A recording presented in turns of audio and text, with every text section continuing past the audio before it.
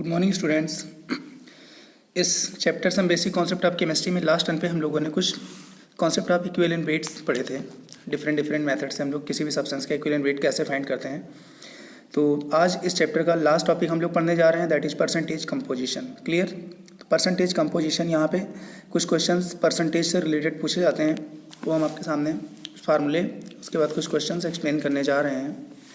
सबसे पहले जैसे calculation of percentage of element in a compound. किसी भी कंपाउंड, कोई कंपाउंड दिया गया है, उसका फार्मूला दिया गया है और आपसे उसमें एलिमेंट की परसेंटेज पूछी गई है। तो एलिमेंट की परसेंटेज हम लोग कैसे फाइंड करेंगे? Percentage of element is equals to total mass of element in molecule upon molecular weight. एक मॉलिक्यूल में उस एलिमेंट का टोटल मास कितना है, वो टोटल मास अपॉन उस कंपाउंड का मॉलिक्यूलर वेट कितना है, इंटू 100। ये होता है percentage of element in a compound. जैसे suppose that if we want to find the percentage of nitrogen in the urea, clear, then firstly we should calculate the molecular weight of urea, that is NH2CONH2, 1 nitrogen, and atomic mass of nitrogen is 14 plus atomic mass of hydrogen is 1 and there are 2 hydrogen, therefore total mass of hydrogen here 2 plus the atomic mass of carbon is 12 plus atomic mass of oxygen is 16 plus atomic mass of nitrogen is 14 plus again atomic mass of hydrogen is 1 into 2, that is 2. The total sum of masses of every element is 60. Clear? And out of 60 the total mass of nitrogen is 14 plus 14, that is 28. Out of 60 the total mass of nitrogen is 14, that is 14 plus 14 is equals to 28. Now the percentage of nitrogen will be 28 upon 60 into 100, that is 46.66%. It means we can say urea has percentage of nitrogen, or urea contains nitrogen, is 46.66%. Similarly, if we want to calculate the percentage of carbon in urea, then the total mass of carbon is 12 gram out of 60. The percentage of carbon will be 12 upon 60 into 100.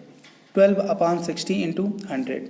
And percentage of nitrogen will be 100 minus sum of percentage of nitrogen plus carbon. Sorry, अगर हमें percentage of oxygen find करना है तो percentage of oxygen का method क्या होगा? Oxygen यहाँ पे 16 है, टोटल 60 में 16 अपॉन 60 इंटू 100। क्लियर? तो हमारे पास नाइट्रोजन की परसेंटेज आ गई, कार्बन की आ गई, ऑक्सीजन की आ गई। हाइड्रोजन की आप चाहो तो 100 minus sum of percentage of nitrogen plus carbon plus oxygen, या दूसरा मेथड टोटल हाइड्रोजन यहाँ पे कितना है, 2 + 2 4 ग्राम, 4 अपॉन 60 इंटू 100। इस तरह हम लोग परसेंटेज ऑफ एवरी एलिमेंट हम लोग फाइंड कर सकते हैं। Now percentage of element in given organic compound. किसी भी ऑर्गेनिक कंपाउंड में जो एलिमेंट्स होते हैं उनकी परसेंटेज हम लोग कैसे फाइंड करते हैं बच्चों? ये बेसिकली ये जो फार्मूले आगे हम बताने जा रहे हैं, that is estimation of elements in organic compound, you will also study in the beginning of organic chemistry in class 11। Clear? जब हम ऑर्गेनिक केमिस्ट्री की बिगिनिंग करेंगे वहाँ पे चैप्टर में यही चीज़ें दी गई हैं, लेकिन यहाँ पे एक्चुअली क्वेश्चंस कंपटीशन में आए हुए हैं इस चैप्टर में, तो हम एक बार इन फार्मूलों को यहाँ पे पढ़ना जरूरी है। क्लियर? सबसे पहले कार्बन की परसेंटेज हम कैसे फाइंड करते हैं? तो उसके लिए हम लोग करते क्या हैं कि जो भी ऑर्गेनिक कंपाउंड हमारा होता है उसको हम copper oxide, that is CuO, copper oxide की प्रेजेंस में उसको हम लोग क्या करते हैं, हीट कर देते हैं। तो उसमें जितना भी कार्बन पार्ट है वो CO2 में कन्वर्ट हो जाता है, और CO2 जो इवॉल्व होती है उसका हम लोग वेट फाइंड कर लेते हैं। क्लियर? और उसके पहले हम जो ऑर्गेनिक कंपाउंड हमने ले रखा है जिसमें हम एस्टिमेशन कार्बन का करने जा रहे हैं, उसका वेट हम पहले से हम लोग मेजर रखते हैं। W is the wait of organic compound, और CO2 का वेट फाइंड कर लेते हैं। फिर हम लोग इस फार्मूले को अप्लाई करके वहाँ पे हम कार्बन की परसेंटेज फाइंड कर लेते हैं। The percentage of carbon is 12 upon 44 into weight of carbon dioxide evolve upon weight of organic compound into 100। इसमें दोनों वेट ग्राम, किलोग्राम, सेम यूनिट में आप ले सकते हो। Clear? Now next percentage of hydrogen. तो हाइड्रोजन के लिए भी हम लोग उस ऑर्गेनिक कंपाउंड को कॉपर ऑक्साइड की प्रेजेंस में हीट करते हैं। जब कॉपर ऑक्साइड की प्रेजेंस में हीट करते हैं तो सारा का सारा हाइड्रोजन पार्ट है वो वाटर में कन्वर्ट हो जाता है, और वाटर में कन्वर्ट होने के बाद जितना वाटर वहाँ पे फॉर्म होता है उस वाटर को हम वे कर लेते हैं, उस वाटर की वेइंग कर लेते हैं, और वो जो ऑर्गेनिक कंपाउंड हमने स्टार्टिंग में लिया है उसका वेट। क्लियर? और उसके बाद इस फार्मूले से हम लोग हाइड्रोजन की परसेंटेज फाइंड कर लेते हैं। Weight 2/18 into weight of water formed upon weight of organic compound into 100। इस मेथड से हम कार्बन और हाइड्रोजन का ऑर्गेनिक कंपाउंड में परसेंटेज हम लोग फाइंड कर लेते हैं। अब इसके बाद percentage of nitrogen in organic compound. मान लो ऑर्गेनिक कंपाउंड में नाइट्रोजन प्रेजेंट है, तो उसकी परसेंटेज फाइंड करने के लिए, उसके एस्टिमेशन के लिए यहाँ पे दो मेथड दिए गए हैं। सबसे पहले ए हमारा ड्यूमा मेथड है और सेकंड बी हमारा क्या है, जेल्डॉल्स मेथड। क्लियर। ड्यूमा मेथड में मिस्टर ड्यूमा ने क्या किया था कि उस कार्बनिक कंपाउंड में, ऑर्गेनिक कंपाउंड में जितना नाइट्रोजन पार्ट था उसको अल्टीमेटली डिफरेंट कंपाउंड से रिएक्शन करा के अल्टीमेटली उस पूरे के पूरे नाइट्रोजन को नाइट्रोजन गैस में कन्वर्ट कर लिया था। क्लियर। अब वो जो नाइट्रोजन गैस ऑब्टेन हुई थी उसका उन्होंने वॉल्यूम मिलीलीटर में फाइंड कर लिया था और स्टैंडर्ड टेम्परेचर और प्रेशर कंडीशन में। स्टैंडर्ड टेम्परेचर प्रेशर स्टूडेंट्स हमने आपको ऑलरेडी बताया हुआ है। The standard temperature is 273 kelvin and standard pressure is 1 atmospheric. तो 1 एटमॉस्फेयर और 273 केल्विन टेम्परेचर पर वो जो वॉल्यूम N2 है, वॉल्यूम ऑफ N2 है, उसको उन्होंने ml में मेजर किया था जितने ऑर्गेनिक कंपाउंड्स में नाइट्रोजन गैस इवॉल्व हुई थी। और उसके बाद इस फार्मूले को अप्लाई करके उन्होंने, ये फार्मूला ट्राई फार्मूला है लेकिन यहाँ पे डेरिवेशन नहीं है, यहाँ पे आपको इस फार्मूले को लर्न करना है क्योंकि जो न्यूमेरिकल्स आते हैं वो इस फार्मूले पे होते हैं, ना कि डेरिवेशन यहाँ पे है। क्लियर। तो डेरिवेशन से ये फार्मूला आया है लेकिन हमें ये डायरेक्ट फार्मूले याद करने हैं।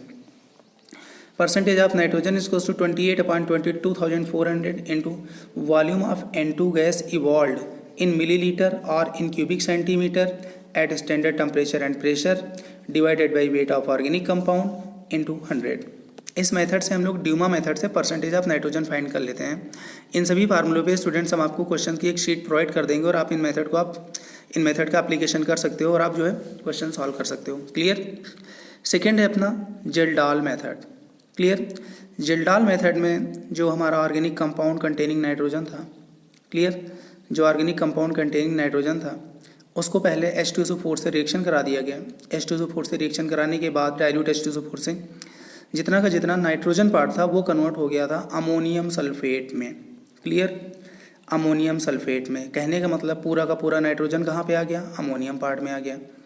Now ammonium sulphate further reacted with concentrate sodium hydroxide, then ammonium sulfate converts into ammonia gas, means all the nitrogen now reached into ammonia gas which is basic in nature. Now evolved ammonia gas is absorbed by using acids. जो ammonia gas है उसका nature क्या है, basic है। उसको absorb करने के लिए, उसको न्यूट्रलाइज करने के लिए हमने उसमें एसिड मिला दिया। क्लियर। अब एसिड के जितने मिली इक्विवेलेंट अमोनिया को न्यूट्रलाइज करने में खर्च हुए हैं, अमोनिया को न्यूट्रलाइज करने में यूज हुए हैं, वो मिली इक्विवेलेंट हम लोग यहाँ पे पुट कर लेते हैं।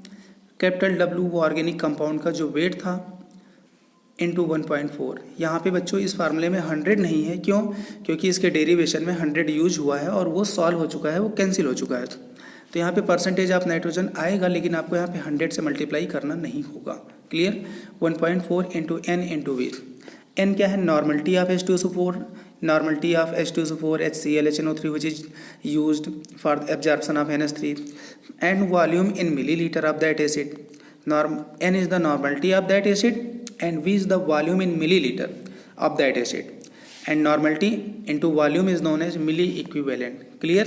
नॉर्मलिटी और वॉल्यूम मिलीलीटर में इसको हम लोग बोलते हैं मिली इक्विवेलेंट। तो मिली इक्विवेलेंट जितना एसिड अमोनिया को यूज न्यूट्रलाइज के लिए यूज हुआ, बस आपको उतना ही लेना है, ज़्यादा नहीं लेना। अगर ज़्यादा यूज हुआ है एसिड तो उसको फर्दर बचे हुए एसिड को न्यूट्रलाइज करने के लिए बेस भी मिलाया गया होगा। वो क्वेश्चन की सिचुएशन पे डिपेंड होगा। क्वेश्चन हम लोग जब सॉल्व करेंगे तो आपको ये मेथड पूरी तरह से समझ में आ जाएगा। Clear. Now percentage of halogens in given organic compound. Organic compound में percentage of halogens, if any halogen is present then how we will estimate percentage of halogen in organic compound. So for this, firstly halogen containing organic compound is reacted with silver nitrate, aqueous solution of silver nitrate. Clear. Aqueous solution of silver nitrate.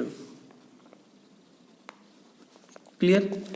Now this aqueous solution of silver nitrate when combines with halogen containing compound, then all the halogen combines with silver part to form AgX in the form of precipitate. Downward arrow indicate precipitate.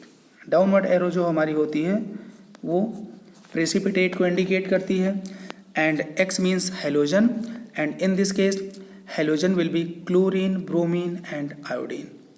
Chlorine, bromine and iodine. If fluorine is present in given organic compound, then here AgF is formed. But AgF is in water soluble. It does not form precipitate. Therefore, the weight of AgX we cannot measure. AgX का हम लोग wait यहाँ पे major नहीं कर पाएंगे क्योंकि वो सॉल्युबल होता है, तो सोल्यूशन में ही रह जाता है, तो हम वेट मेजर नहीं कर पाते हैं। लेकिन अगर AgCl, AgBr, AgI है तो वो इनसॉल्युबल होता है, एक को सोल्यूशन अलग रहता है और ये PPT अलग रहता है। इसको हम सेपरेट करके आराम से इसको हम वेइंग कर सकते हैं, इसको हम मेजर कर सकते हैं। तो इसलिए AgF के केस में मेथड हमारा फेल हो जाता है, नहीं चलता है। अब मान लो अगर यहाँ पे हैलोजन क्लोरीन था तो यहाँ पे AgCl PPT बनेगा। अब AgCl का वेट हम लोग सेपरेट करके मेजर कर लेंगे और ऑर्गेनिक कंपाउंड जो हमने W लिया है वो हमें पहले से पता होता है। तो percentage of chlorine is equal to 35.5 upon 143.5 into weight of AgCl upon capital W into 100।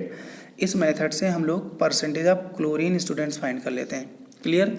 अब मान लो इस ऑर्गेनिक कंपाउंड में हैलोजन हमारा ब्रोमीन है, तो ब्रोमीन यहाँ पे क्या देगा, AgBr का PPT देगा, सिल्वर ब्रोमाइड का PPT देगा।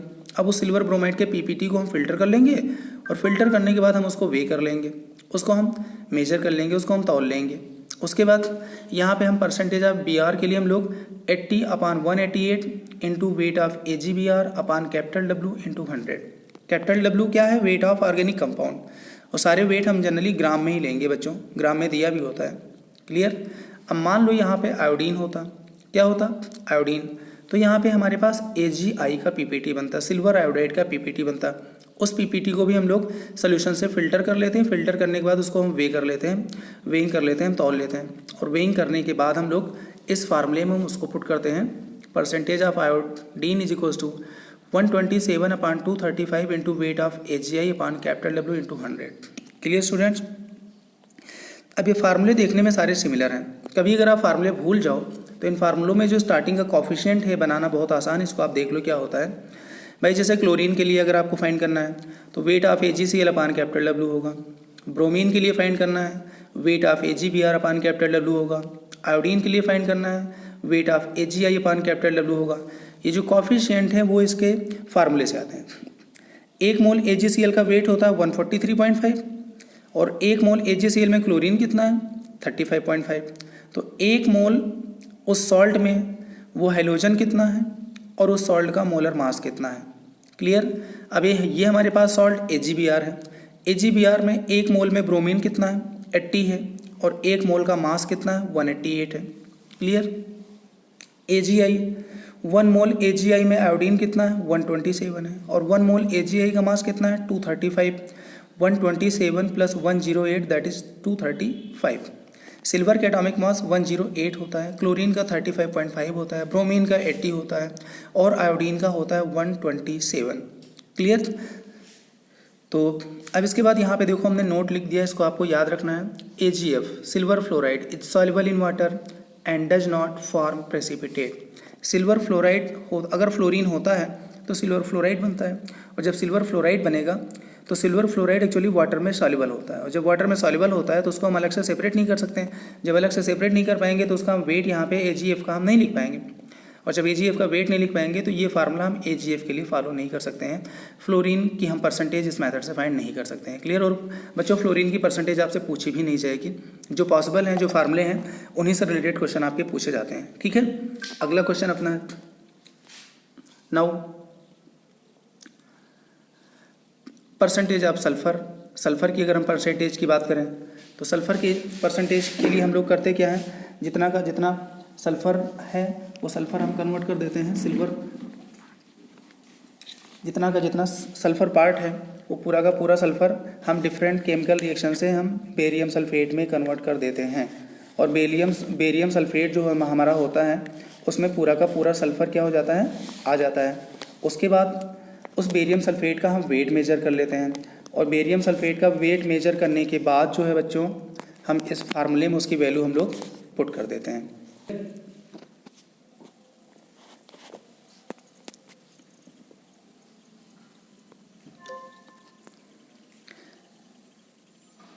पूरा का पूरा इसमें जितना भी सल्फ़र पार्ट था, सल्फ़र को हम कन्वर्ट कर लेते हैं बेरियम सल्फेट में, और बेरियम सल्फेट का हम वेट मेजर कर लेते हैं, और बेरियम सल्फेट का वेट मेजर करने के बाद परसेंटेज ऑफ सल्फ़र हम अप्लाई कर देते हैं 32/233 into weight of BaSO4 upon capital W into 100।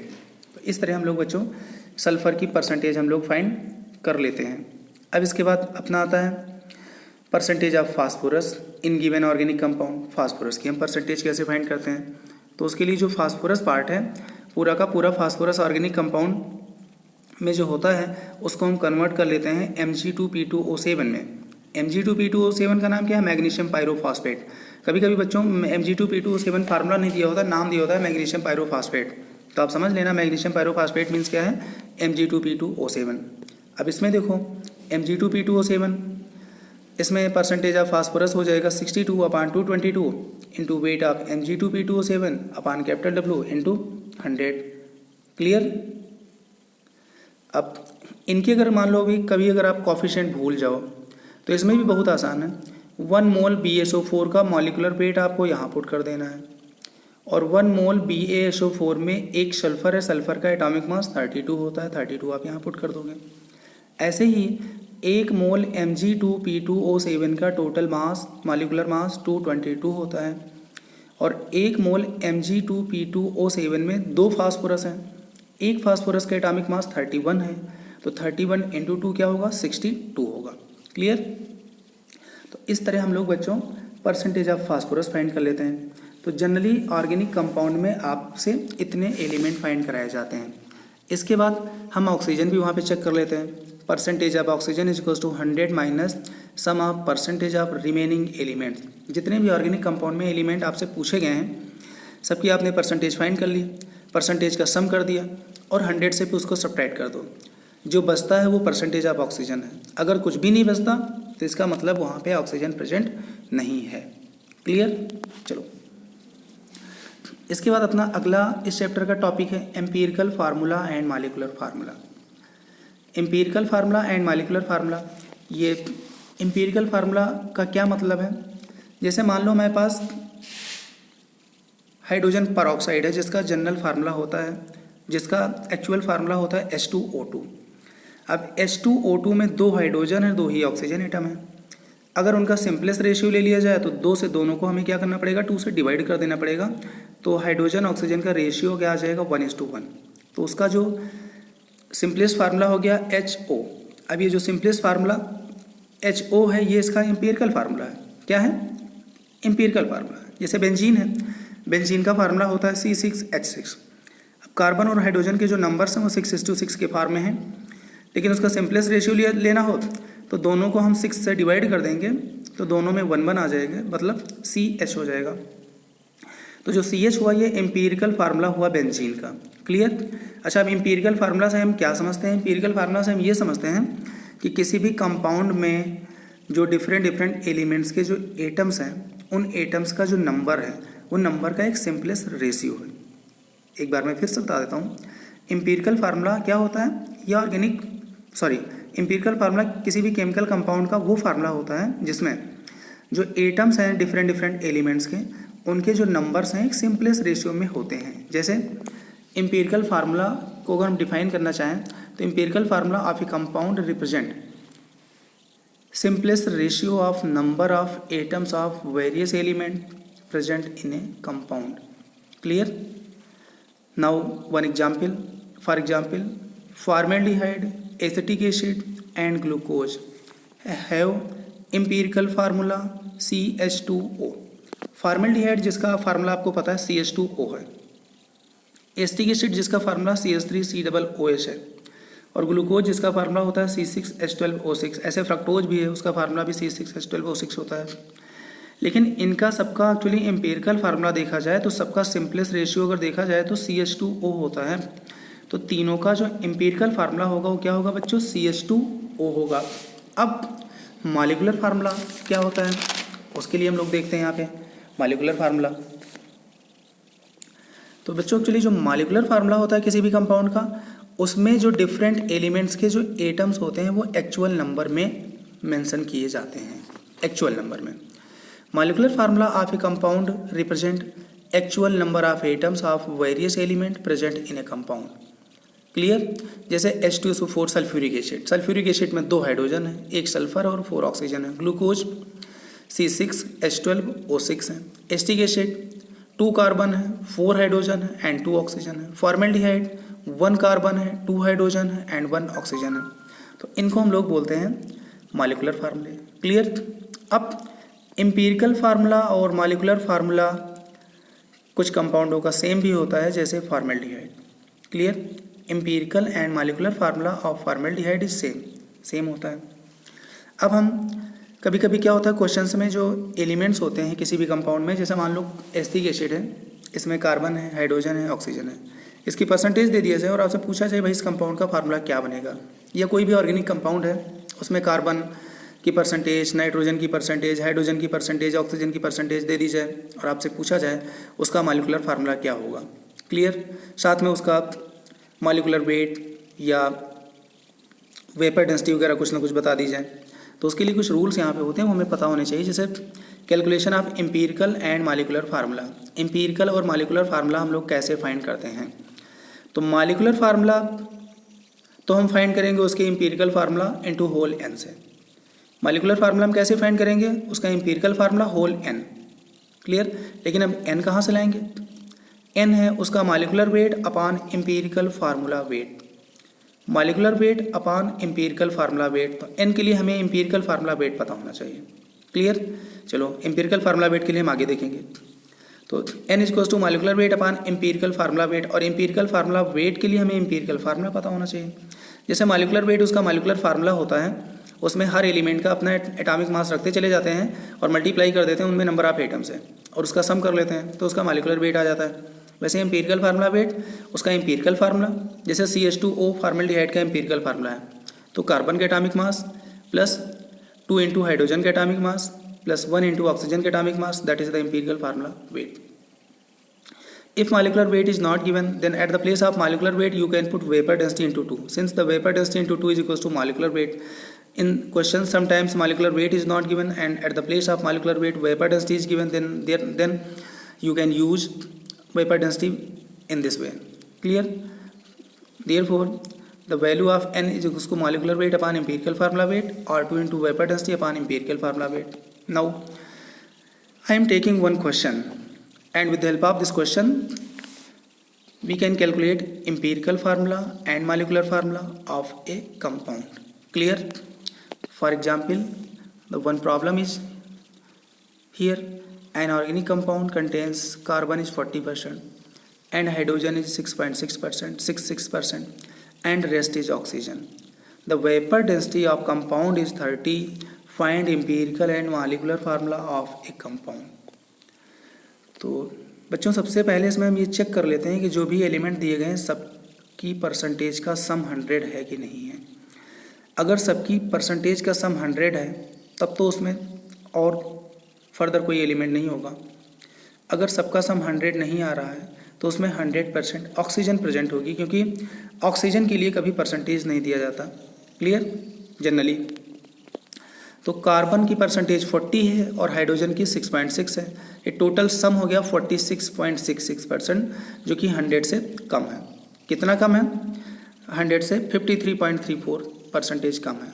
तो वो ऑक्सीजन होगी, क्योंकि और कोई एलिमेंट यहाँ बताया नहीं गया है। It means the percentage of oxygen is equal to 100 minus 46.66, that is 53.34%। Clear. अब हम एम्पिरिकल फार्मूला सबसे पहले हम फाइंड करते हैं। जो भी परसेंटेज गिवन है उसे हम क्या फाइंड करते हैं? Empirical formula. एम्पिरिकल फार्मूला के लिए बच्चों हम एक सिंपल से टेबल बनाते हैं। उस टेबल में जनरल ये कॉलम होते हैं, ये कॉलम आपको पता होना चाहिए कितने कॉलम होते हैं। सबसे पहले हम सीरियल नंबर लिखते हैं, फिर एलिमेंट, उनके नीचे एलिमेंट लिखते चले जाते हैं, फिर उनकी परसेंटेज क्वेश्चंस में क्या गिवन है हर एलिमेंट के सामने उनकी परसेंटेज हम लिखते चले जाते हैं, क्वेश्चन में दी होती है। ऑक्सीजन की हमने खुद फाइंड कर लिया। उनके एटॉमिक वेट एलिमेंट के हमें याद होने चाहिए, लर्न होने चाहिए। कभी कभी क्वेश्चन में गिवन होते हैं, कभी कभी क्वेश्चन में नहीं गिवन होते हैं, तो बढ़िया बेहतर ये रहेगा कि हमें याद होना चाहिए। इसके बाद जो नेक्स्ट कॉलम है उसमें है परसेंटेज अपॉन एटॉमिक वेट।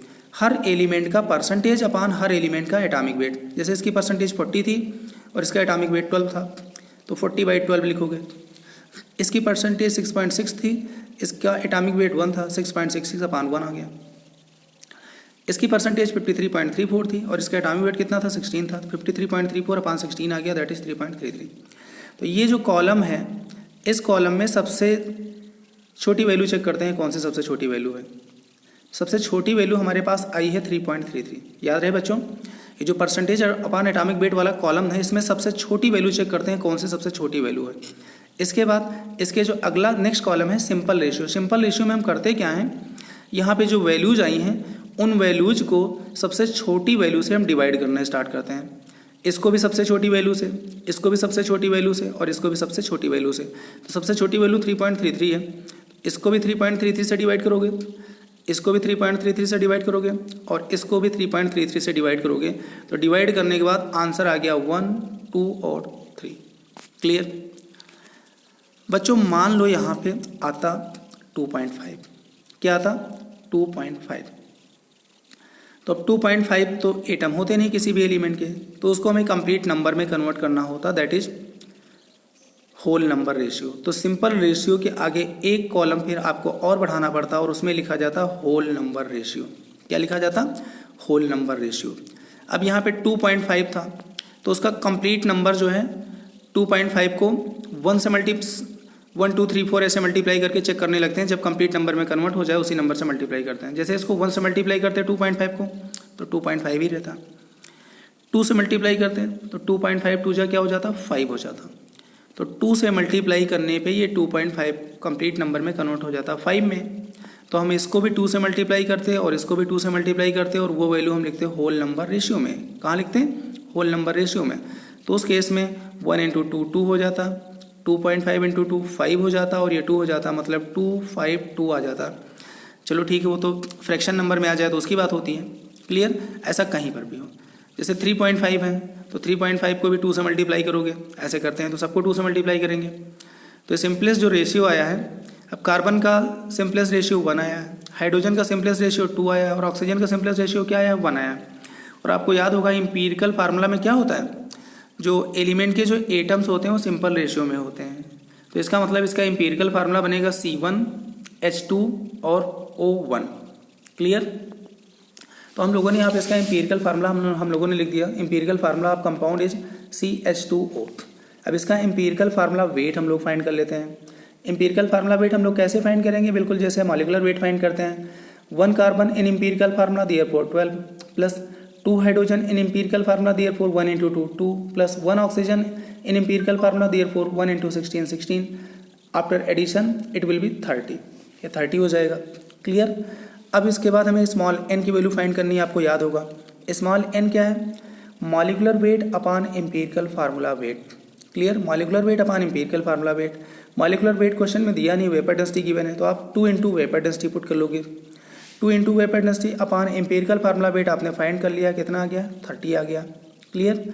तो 2 into vapour density upon 30, 2 into 30 upon 30, 30 से 30 कैंसिल हो जाएगा, ये आ जाएगा 2। क्लियर? अब हम 2 की वैल्यू n के प्लेस पे पुट करेंगे। Molecular formula is equal to empirical formula into whole n। Empirical formula आपका क्या आ गया? CH2O आ गया। CH2O को होल n कर देंगे, होल n की वैल्यू 2 आ गई। अब 2 से हम C को मल्टीप्लाई करेंगे, 2 से हाइड्रोजन के 2 को मल्टीप्लाई करेंगे, 2 से ऑक्सीजन के 1 को मल्टीप्लाई करेंगे। तो यहाँ पे तो C2 आ गया, H4 आ गया और O2 आ गया। तो ये C2H4O2 आ गया आपका मॉलिक्यूलर फार्मूला। तो बच्चों इस तरह हम लोग किसी भी कंपाउंड का एम्पिरिकल फार्मूला और मॉलिक्यूलर फार्मूला हम लोग सॉल्व कर लेते हैं।